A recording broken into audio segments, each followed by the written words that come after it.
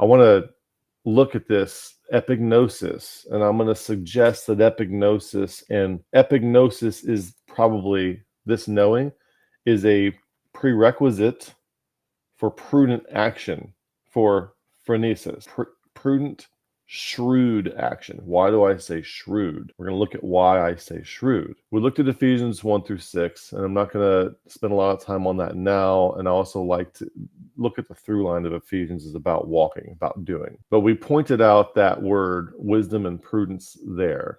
He hath abounded toward us in all wisdom. And anytime you try to get a theory of wisdom, you almost always wind up thinking of a set of propositions, some kind of body of knowledge that can be propositionalized. And so it always degrades to that because of the way our minds work. And that's not what wisdom is. So this word for prudence, phronesis, is a mental action activity, intellectual or moral insight, prudence, wisdom. And the idea is that it happens in real time. It happens like as life is going by. The knowing which one to swipe and which direction is the phronesis kind of thing. And an epignosis is a prerequisite of that. Okay. So we might be able to go back to our growth model back here, and you could put phronesis and epignosis, or epignosis and phronesis into this system somewhere, probably as a result of experience, probably in your growing up and cleaning up phase. Because just because you can see something, like when you have an awakening, you're not enlightened. When you reach enlightenment, by the way, it's a Bible word, and don't think of enlightenment as a one-time, now everything stops, I don't have anywhere else to go. Enlightenment can happen in very small increments throughout your life. Okay, so when you are enlightened, your worldview changes, and your worldview usually becomes bigger than it was before. And just because you see it, you see, just because you are enlightened and awake, and you are now aware of this, to become conscious of the thing, does not mean that you know how to comport yourself properly in that new arena. So you have to grow into it. You have to grow into what you just saw, what you were awakened to see. The small enlightened, the small thing that you were enlightened about, you have to grow into it. And you have to clean up. What is that? That's not stopping watching rated R movies and quit cussing and throw out the cigarettes. That is to do shadow work, to integrate the shadow, to realize what was your shadow that you didn't know before, and recognize that, identify it, interact with it, integrate it, mature it. If there's an angry part of you, when it comes out, you want it to be your age, not 3 years old. And if it comes out at 3 years old, you might do something terrible. You might have a temper tantrum and violently kill somebody. That's horrible. You don't want to do that. So you want all those parts of you that you're in denial that are there, you want them to have the light shown on them so they're no longer in the shadow. Oh, I know this part of me is there that would throw a wild temper tantrum and kill somebody. So I know that's there. Now I will integrate that into who I am. So I'm not going to, and I'm going to age it up to where I am. So if I'm in my 40s, this thing should also be in its 40s rather than 3 years old. Age it, bring it along, give it some wisdom. And then if you ever need to call on it, let's say you're in a situation where somebody's attacking you and you have to fight, or somebody's attacking your wife or your kids or something like that, and you have to physically fight. That's when you call on that part of your shadow. So you don't get rid of it. You integrate it. Yeah, everything belongs. Everything belongs. And sometimes the ugly parts of ourselves, we like to pretend they're not there.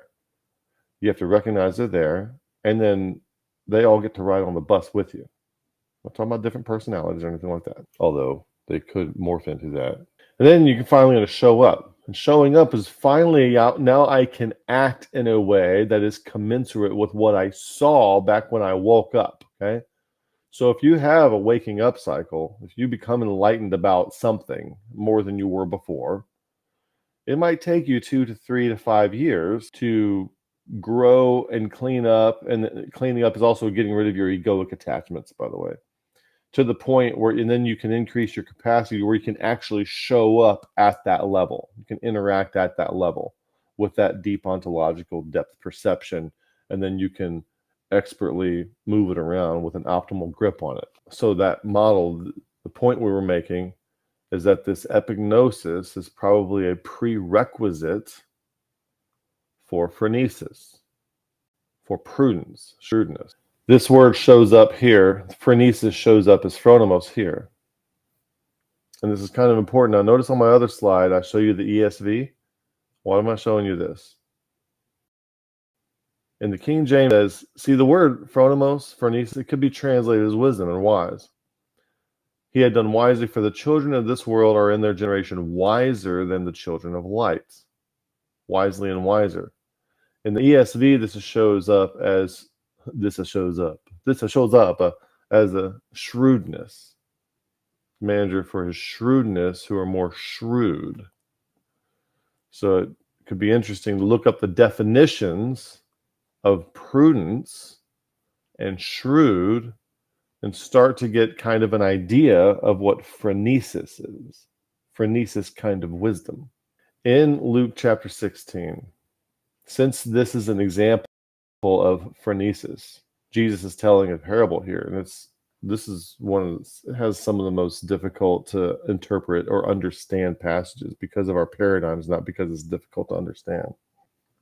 So if you're a Calvinist or provisionist, something like that, it's interesting to hear guys preach on this because they're always trying to work it into their own paradigm, which is more of an Aristotelian kind of meta-assimilation rather than meta-accommodation. Plato would be more of a meta-accommodation kind of person. In other words, anagogically, you're going to grow into something that can enhance and take in this new perspective.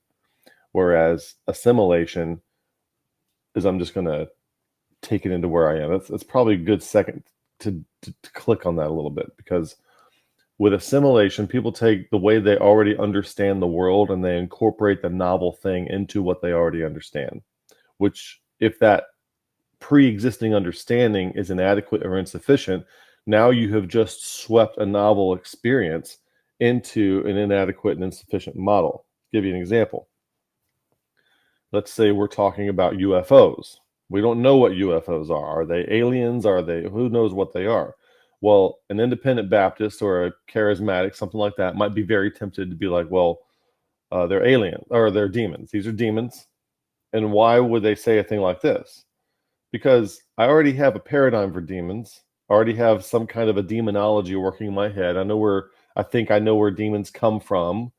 And so it's easy for me to just say that they're demons and they're evil and they're bad. Bam, end of story. I don't have to think about it anymore. And then somebody else might be like, oh, so what they've done is they've undergone a quick, rapid, intuitive, and this is an intuitive, quick, rapid sense making that they didn't think about a lot, for which they already have a pre-post hoc selected set of answers for, and they just resort to that answer. They can classify and taxonomize what they've seen in accordance with a paradigm they're already comfortable with, and then move on with business, and they're done. Now, does that satisfy their itch and they can go on and not think about it? Sure. Okay, great. But is it the right answer? Probably not. So we do that all the time. Want to bring intentionality. So there's two different kinds of processing we can do, and our quick, inferential, intuitive inference of what's going on is adaptive for a lot of things. But when we start doing this with novel things for which we don't have the background causality all sorted out, we start making errors. So what we need to do is get into a mind frame where we are taking our time to problematize our problem solving, find out what the real problem is. And so, interestingly, one of the aspects of wisdom isn't just solving problems, it's being a problem finder and a problem definer.